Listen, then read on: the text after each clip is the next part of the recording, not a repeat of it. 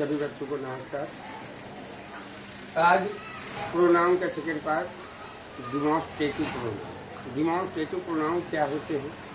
ये नाउन की ओर जो शब्द हमें संकेत करे वो डिमॉन्स्ट्रेटिव प्रोनाउन कहलाते हैं।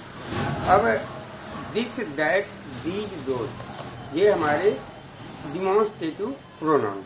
अब इनको कैसे हम चेक करें, कैसे समझें कि ये प्रोनाउन है कि एडजेक्टिव है, क्योंकि इनका डबल रोल है। एडजेक्टिव के रूप में भी कार्य करते हैं और प्रोनाउन के रूप में कार्य करते हैं। एडजेक्टिव के रूप में कब कार्य करते हैं और प्रोनाउन के रूप में कब कार्य करते हैं, ये आपको एग्जाम्पल के द्वारा समझ में आएगा।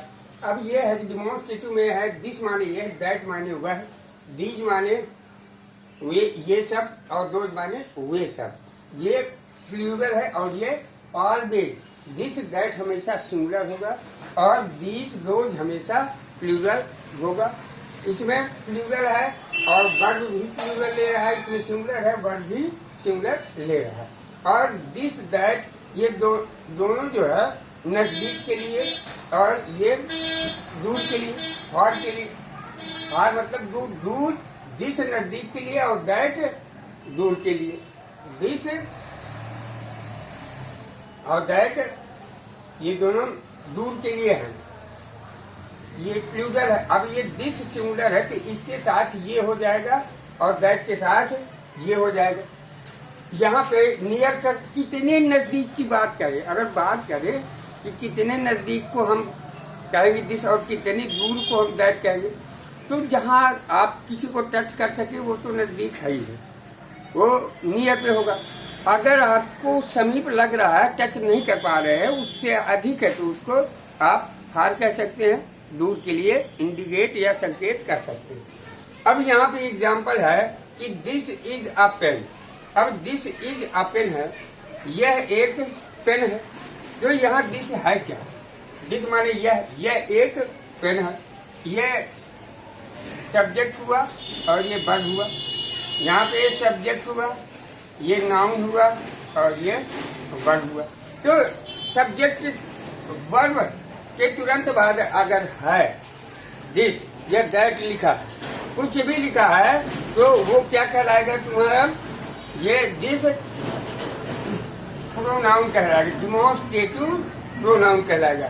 डिमॉन्स्ट्रेटिव प्रोनाउन होगा ये प्रोनाउन। और यहाँ पे दिस के बाद अगर नाउन आ जाए तो वो हमारा एडजेक्टिव होगा, क्योंकि एडजेक्टिव हमेशा नाउन चाहिए उसे।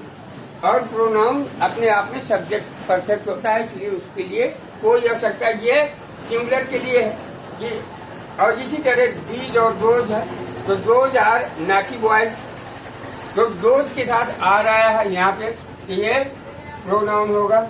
और यहाँ पे दोज और बॉयज है, तो यहाँ पे एडजेक्टिव होगा। अब ये अगर समझ में आ गया तो फिर इरर दूर नहीं, सब समझ में नहीं तो इरर में यही होता है कि दिस, दैट अगर हम संकेत वाचक प्रोनाउन करें, आगे एडजेक्टिव आएगा।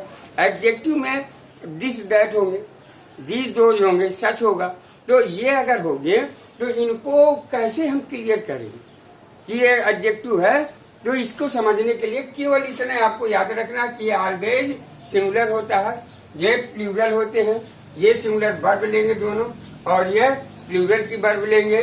इसके बाद ये नजदीक के लिए यह और वह, ये दूर के लिए ये सब और वे सब।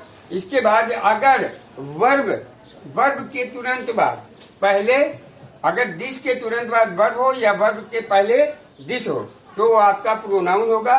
अगर ये नाउन के पहले और वर्ब से पहले नाउन हो और नाउन के पहले दिस हो, तो आपका एडजेक्टिव होगा। यही दोनों का कार्य। ओके।